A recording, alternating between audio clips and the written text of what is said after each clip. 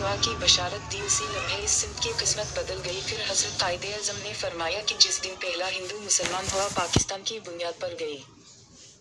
मुस्लिम league की जदोजहद और कायदे आज़म के मदलल मौक़िफ़ के आगे हिंदू की मकारी और अंग्रेज़ की शरअंगेज़ी बेबस हो गई। साजिशियों ने नौ मौलूद ममलुकत को मुकर्ररा वक्त कबल ही नामुकम्मल हालत में जन्म दिया ताकि आलम तौलद में ही दम तोड़ जाए। गांधी तकसीम भारत को गा माता के टुकड़े करने से तबीर करता था, महाभारत को तोड़ने को खुदा का गजब तसव्वुर करते थे। लिहाजा अखंड भारत हिंदू धर्म का अहम तरीन हिस्सा है। हर हिंदू अपने धर्म के मुताबिक महाभारत के लिए अखंड भारत के फलसफा पर कारबंद था और है।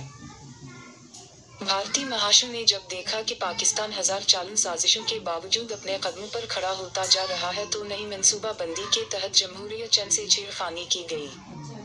छोटी मोटी झड़पों का बहाना बनाकर अदमिया के सामने अदम तहफ्फुज़ का वावला किया, जिसके जवाब में रूस, अमेरिका और यूरोपीय ममालिक से गोला बारूद और असलहा के ढेर भारत मुंतकिल होने लगे। हिंदू चैन से लड़ने की जसारत तो नहीं कर सकता था, अलबत्ता सारा ड्रामा फौजी कुव्वत का हुसूल था। अब मकार बनने ने इस असलहे के जोर पर पाकिस्तान को न सिर्फ धमकाना शुरू किया, बल्कि अखंड भारत के ख्वाब को तबीर देने की हिकमत अमली मुरतब की। गोला बारूद और अस्करी बर्तरी के तकब्बुर में मुब्तला बदमस्त भारतीयों ने भारतीय गुजरात से मुत्तसिल इलाका रन ऑफ कुछ पर हमारी रेंजर से छेड़छाड़ की। 4 अप्रैल 1965 को बाकायदा हमला करके खंजर कोट और ढनगावर और दीगर इलाकों पर काबिज हो गया।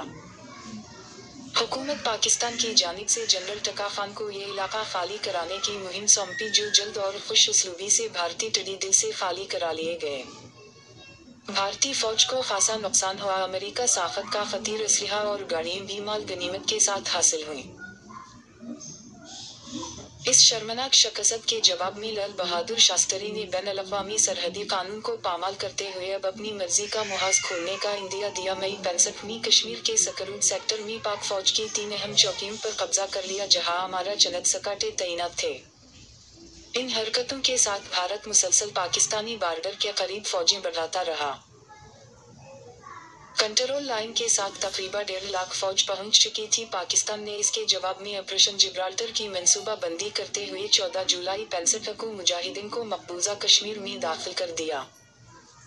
7 अगस्त को मकबूजा कश्मीर में जबरदस्त कार्रवाई से भारतीय हुकूमत और फौज बुरी तरह बौखला कर श्रीनगर की तरफ चल दौड़ी। पाकिस्तानी फौज 1 सितंबर को छम के रास्ते जंग बंदी लाइन अबूर करके दरिया तवी तक पहुंचे। भारतीय गुरूर को मलियामेट करते हुए जोड़ियों पर कब्जा कर लिया।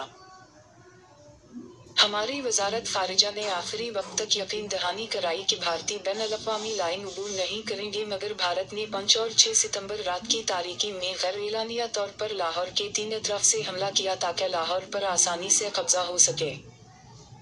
इन फिरौनज़ादों ने लाहौर की जानिब रुख करते हुए अपनी ज़राए इब्लाग पर ऐलान दाग दिया कि लाहौर पर कब्जा हो चुका। BBC ने भी तस्दीक के बगैर खबर जारी कर दी कि भारतीय फौजें लाहौर में दाखिल हो गईं।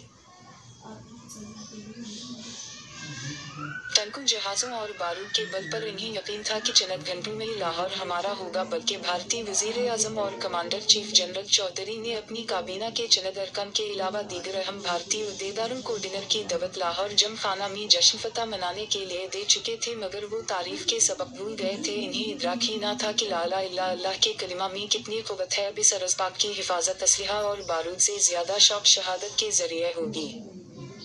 इस किश्वर हसीन के मुहाफ़िज़ गाज़ियों, शहीदों और सरफरोशों से मुकाबला टिड्डी दिल लश्कर के बस की बात नहीं। लाहौर मुहाज पर एक जानिब मेजर आफ्ताब अल्लाह और इनके मुख्तसर साथियों ने बर वक्त भी अरबी नहर पर वाक़ा तमाम पल तोड़ डाले। दूसरी सिंध मेजर हबीब अल्लाह ने हडियाड़ा गाह के नज़दीक एक कंपनी की मदद से दुश्मन के साथ डिवीजन को आगे बढ़ने से रोके रखा।